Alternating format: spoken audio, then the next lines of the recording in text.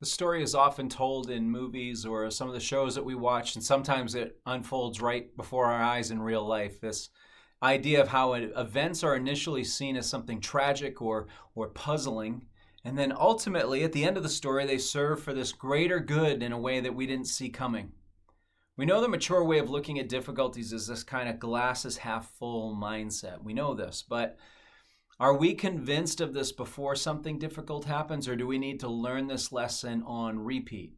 I know for me it's the latter. James says, chapter 1, verses 16 through 18, "Don't be deceived, my beloved brothers. Every good gift and every perfect gift is from above, coming down from the Father of lights, with whom there is no variation or shadow due to change." So you might say, well, what does this have to do with going through something difficult? Simply this: the same God who brings the good is the same God who allows the bad. Our hope in times, both good and bad, is in the unchanging character of God. He never stops providing what we need.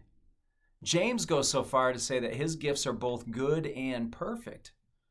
Most of us who have been dealt difficulty, we struggle with believing this concept, perhaps more than any other with respect to the character of God.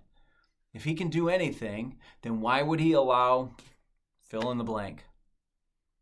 Now, the answer, I will admit, is a mystery, but we get a clue in the little moments that we're allowed to see. These things of how the story comes together in smaller moments of our lives, those times when things just come together. And those without a knowledge of the good and perfect gifts of God, they call it something they can try to relate to called serendipity. This is a happy coincidence, but those who trust in the Lord see it as his care for us.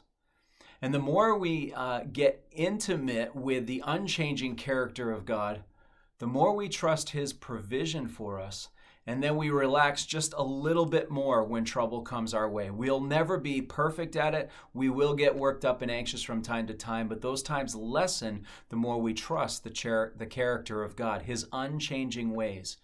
I hope this is an encouragement to you. I look forward to seeing you next time. God bless you.